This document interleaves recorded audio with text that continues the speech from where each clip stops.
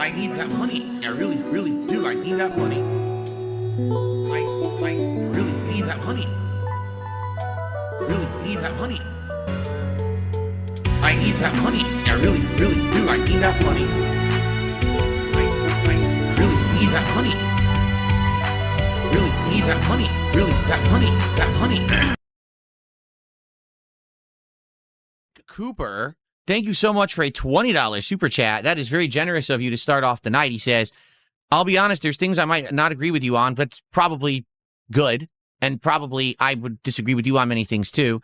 But the truth speak on the LTG situation was immaculate. The view botting, fake display of being popular. The kid delivered really well. Thank you. That, if you don't know, that was from Wednesday morning. It's just that no one pays attention to my content. My detractors clip it and put it into a context that people think that I'm like a jerk and I don't speak any truth. And that's all anyone sees. That podcast has, I'll tell you right now, that podcast has a grand total of, in 1 second while I actually look at the video itself.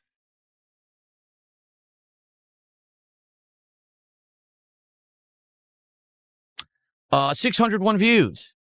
601 views on my channel.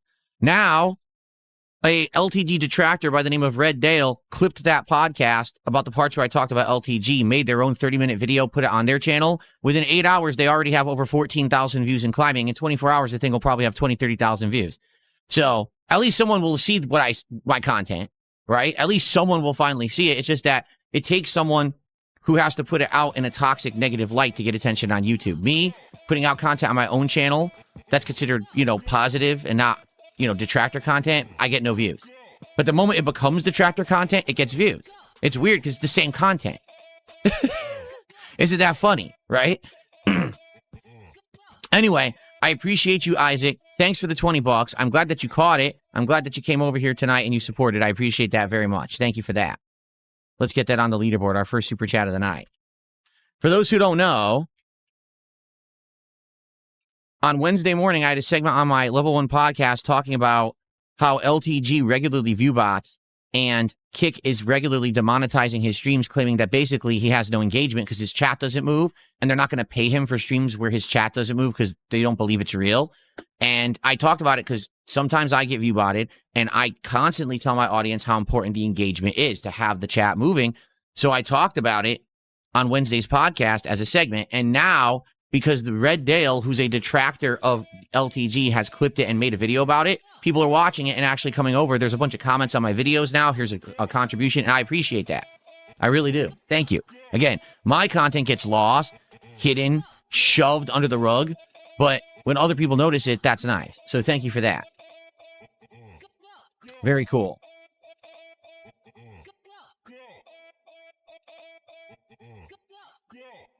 That's actually not true, Prince of Shadows. That's a misconception because Prince of Shadows says, to be fair, deleting your streams when they're done heavily tanks your relevancy in the algorithm. You consider unlisting streams when they're finished instead.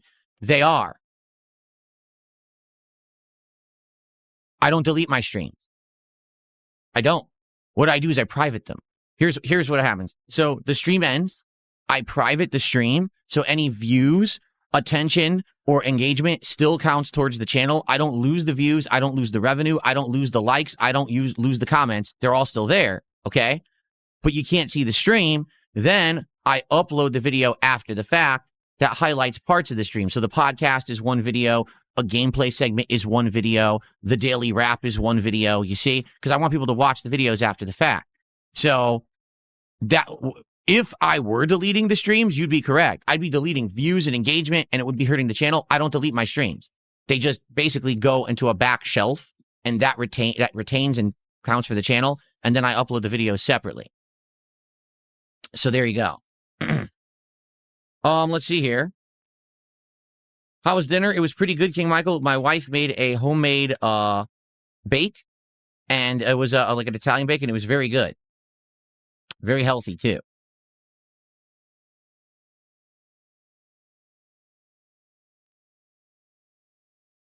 Curly Fox, oh, it doesn't matter because Curly Fox says, did you ever consider comparing what Red Dale edited versus your posted video? Maybe with editing on your end, it would be noticed more. If I literally just edit out the clip and put it on my channel, I'll get like 1,000 to maybe 3,000 views. I know because I do that. Take a look right now at DSP Gaming if you're on it, because you are, right?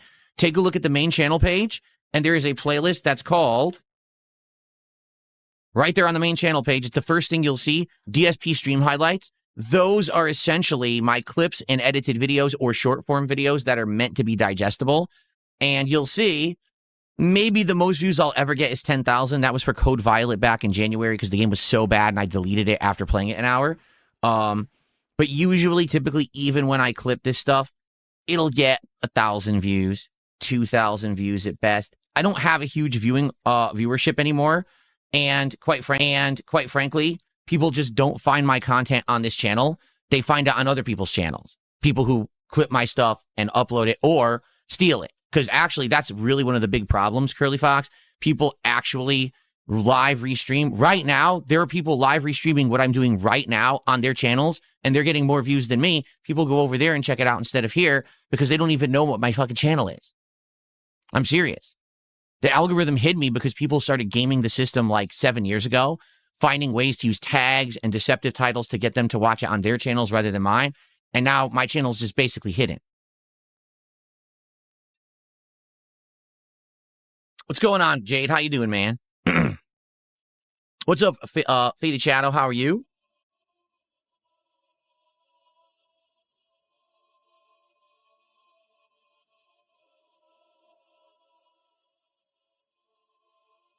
Willow wants to say hello to King Michael. Well, there you go, King Michael. Willow said hello to you.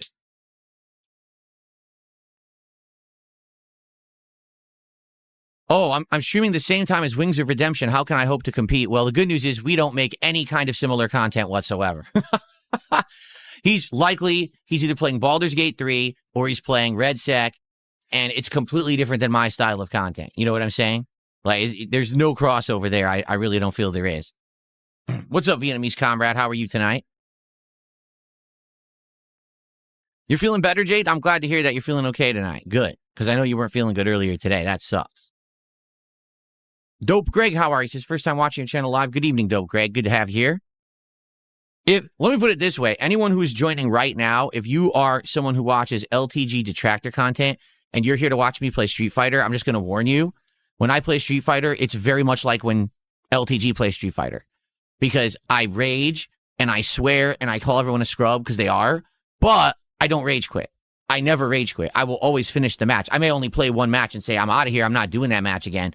But I always finish the match. I will never pull the plug.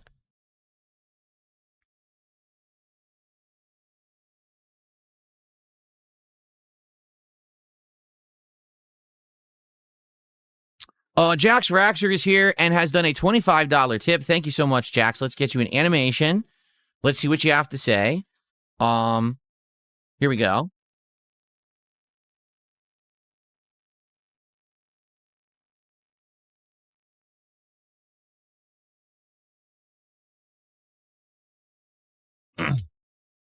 A good start to the night between those two contributions. Thank you for that. So Jack says, nice to see the return of Friday Night Fights. From what I have seen, you tend to start out rusty during the first half, then you get better by the second. Don't lose heart, and I hope you get good matches against Lily players again like last week. Have fun. Yeah, I'm going to be playing with Honda tonight.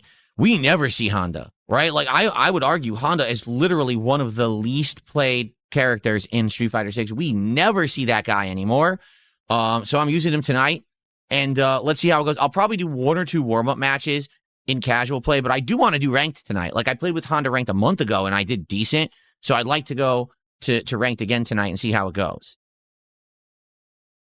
Willow also says hello to Jade tonight.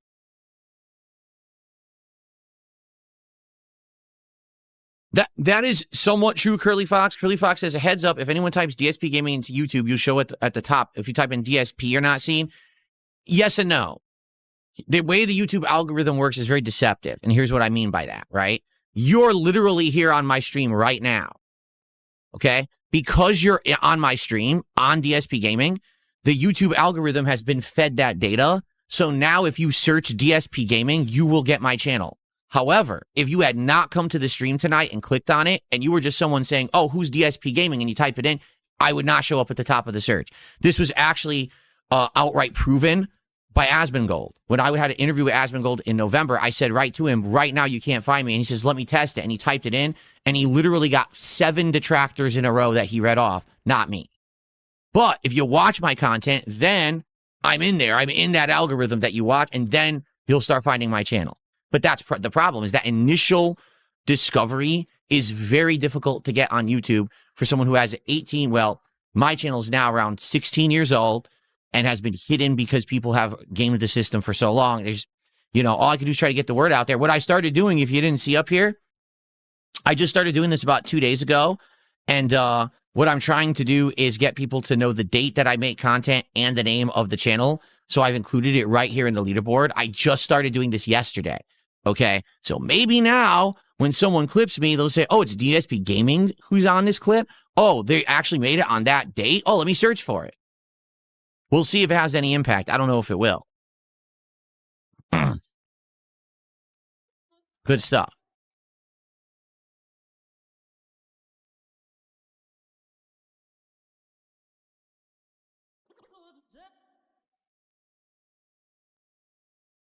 What's up, stepdad? Good evening. Good to have you here.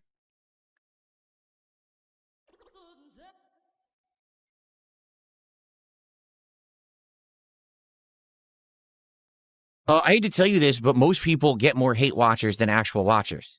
If someone has dedicated hate watchers or dedicated haters, detractors, they will always get more views because the toxic always does better than the positive. Did you know that?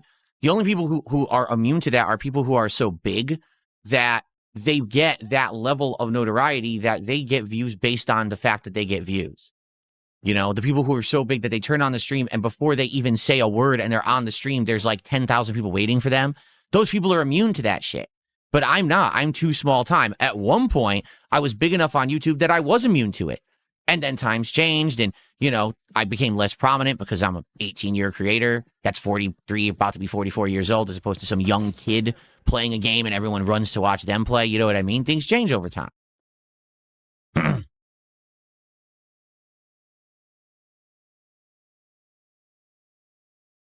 Jade, you are indeed right. We have not seen too many Kens lately. We're seeing some, but not a ton. We're seeing way more Ryus and Akumas than Kens. I think Ken is considered the worst leaderboard, and hopefully that'll have an effect.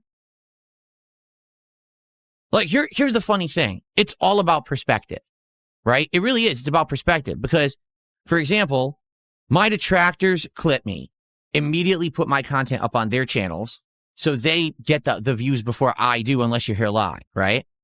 But someone else's detractor clips me talking about that person, criticizing that person, and all of a sudden, the raw clip of me has all these views. So is it the content or is it the context? It's the context, right? If there's a group of people who don't outright fucking hate my guts and they see the content, they're like, oh, wait a minute. So Phil's actually not that bad from this video. This is interesting. I like this, right? But if you're just told and brainwashed into thinking that Phil's the worst person on the planet and that's all you've ever heard about Darkside Phil, then you're never going to check out his content positively, correct? But if someone else puts me in a different light, all of a sudden it changes, right? This is actually what's happened twice in the last 2 years. First, it was when I was working with Kino Casino, and then it's when I had the interview with Asmongold. Is you get those moments where an outside audience who doesn't know you actually gives you a chance, and all of a sudden, boom, you get a spike in attendance, a spike in popularity, a spike in positivity. Now, a lot of the times it's fleeting because those people might not stick around, but at least there's a few people who like you more than they used to. It's very, very tough when you're fighting against the masses, and that's exactly what I've been doing. I'm hanging in there, luckily, and I'm doing good, but it's tough.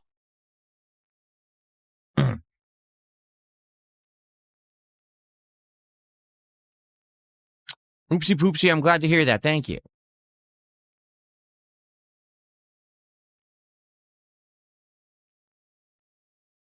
I never used the leverless controller, so I can't have an opinion on it.